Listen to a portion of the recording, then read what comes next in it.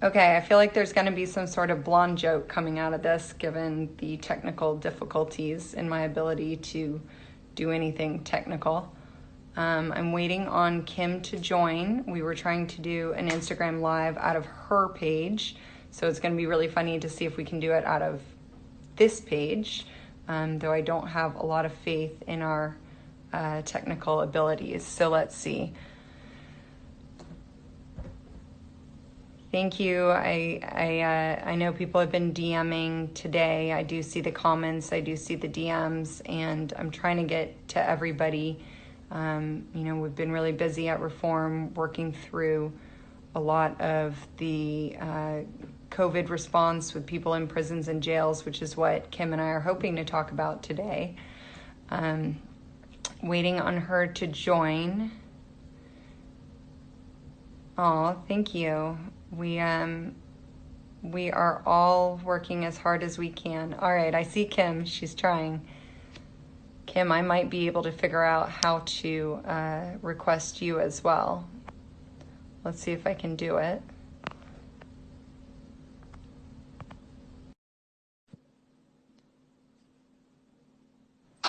Is this working? Right, we did it. Thank God. Oh my Um, gosh. Thank you. I Well, wish we can good. get this over to my page too. Can you see, Yeah, can we like record this video and save it? I think it'll record and go to my page. Others might have a better idea. Feel free to tweet and tell people you're on this page if you want. Um, Yeah. once it's recorded on my page, probably we can pull it over to yours too. Okay. Cool. We will figure it out. We will. Or maybe does it go on my page too? Because we're together? It would make sense. Oh, it's on both. They're saying it's on both. Okay. Yay. Okay. Yay. I was like, I bet there's a great blonde joke coming out of this, but I know the fact that we can't figure this out is like really bothering me. So yeah, I wanted to do this because I'm so grateful for everyone that watched the Justice Project, and Jessica has been a huge mentor for me and a huge role in that project that I did, but just in my journey of going to school again and learning so much about the system. So I think that it can be really scary during these times where people that are in prisons and in jails are experiencing what we're experiencing out here and dealing with COVID-19, but it must be just so scary for them that they're in these confined spaces. They probably don't have as much information about what's really going on. And then on top of that, they're getting all of their visits cut, and that their loved ones can't really come to the facilities during this time because of coronavirus. So I just kind of wanted to, you're my go-to person of who I call when I have questions and want to feel things out of like, what do you think is going on, in the prisons right now? What do you anticipate to happen? So I wanted to share that experience with my viewers to basically be on one of our personal calls about what I'm thinking, what I'm feeling, and going to my expert for the advice. well, thank you. And thank you for, but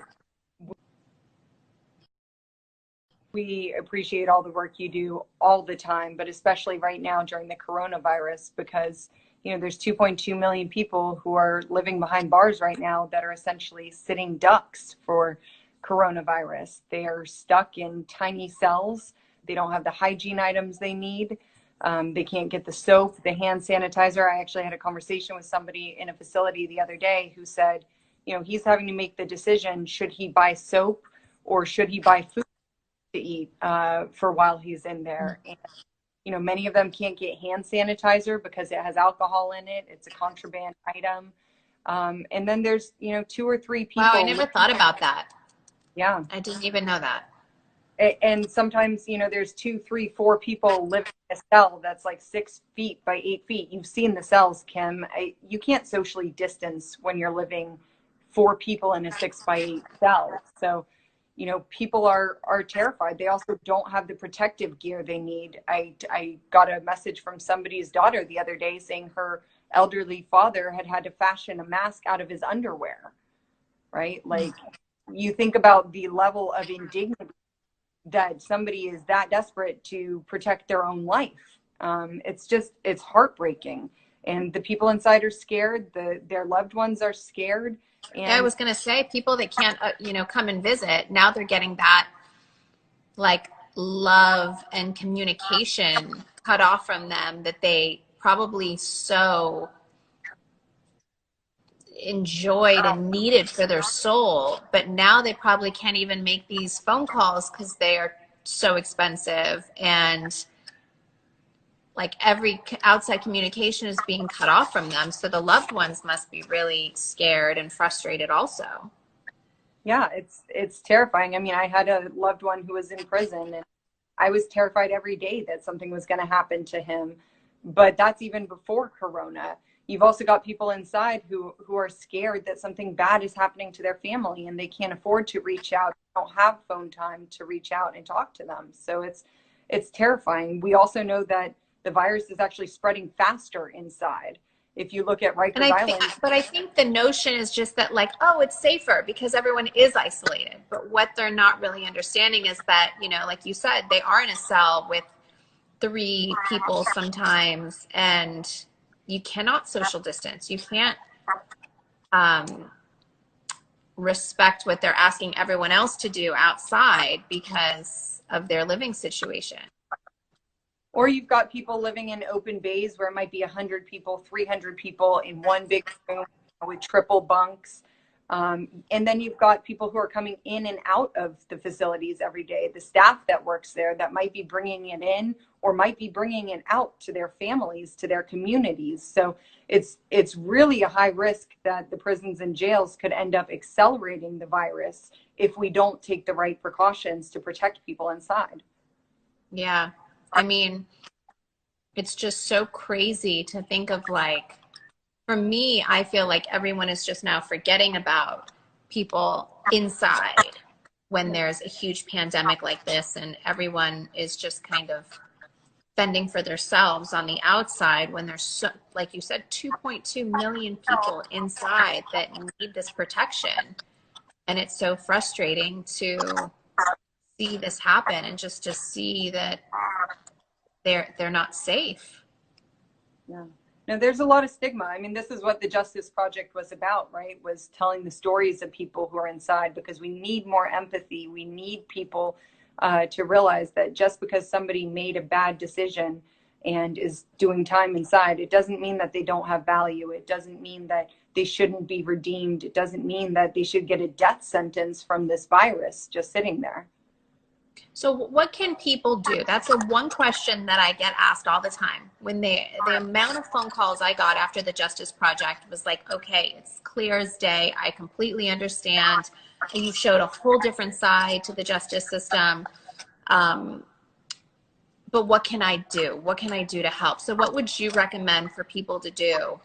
And I always want to know that when people ask me, where can I direct them to go? I know you work with, you're a co-founder of Cut 50. Maybe you can explain to everyone what that organization is and what people can do to really help. Well, I think so. I threw in my bio, I threw a link to a petition where you can sign our petitions to lawmakers. It also has a tool where you can call them directly. We've put together a safer plan. So their recommendations, Erin Haney, who you work with as well, jumped into action, worked with experts across the country, put together the safer recommendations that will help jails and prisons stay COVID-free, help protect people inside there. Now we need the lawmakers to adopt them and implement them. So I'd say go to my bio, go to the link in my bio, sign our petition, tell your lawmakers, I care what's going on inside our prisons and jails. We don't want them turning into morgues. We want people in there to be safe. That our communities are going to be safe. So get involved and help us get this implemented in all 50 states and in the federal government. Yeah, I will. I'll post a link to that as well later so people can really understand how they can help. I mean, it's just crazy to think that, Alice Johnson, if, she wasn't out now, she would be just sitting there, probably so scared that she was going to get the coronavirus.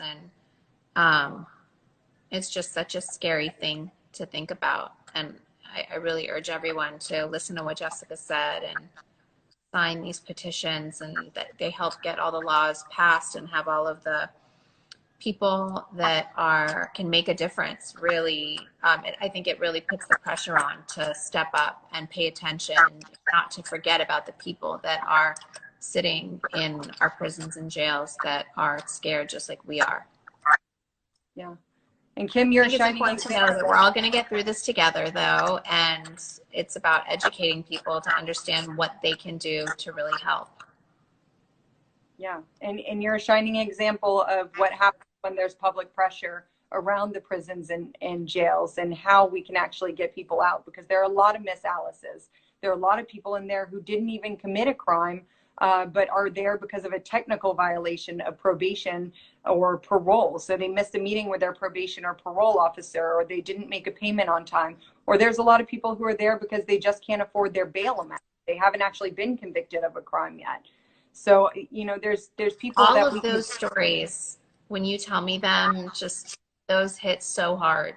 Just thinking of, I always tell people, once you get involved and once you get started in trying to figure out how to fix such a broken system, you get so overwhelmed because there's so much that is broken. And when I hear about bail reform, and just to hear that so many people spend so much time behind bars just because they can't afford their bail, and how just unfair every single part of the system is, it really is overwhelming. And so that's why I want to do whatever I can to try to help that. Thank you. Thank you, Kim, for using your voice to elevate this. Of course. Well, thank you for getting on the call with me. Are you doing okay? Kids okay? Kids are good. Hannah's studying from home, a little bummed that her Sweet 16 got canceled, but obviously there's a lot worse stuff going on in the world, so she understands. You studying away? I am. I'm hiding in every corner that I can get to sneak away and study. I'm going to put you on a call with my kids later so you can tell them that it's very serious, that mommy has to study, and to give me the space to do that, please. Yes, I will. I'll tell her. I saw North earlier. North, mommy needs to keep studying. The exam is coming up. She's quiet right now in my bathroom, so I'm going to let her be, and I can sit here and study afterwards and let her think that I'm still on our live chat, so she leaves me alone. That works. That works. Well, thank you, Kim, for taking the time and hopping on the live. Sorry about the technical issues, but I appreciate it. Of course.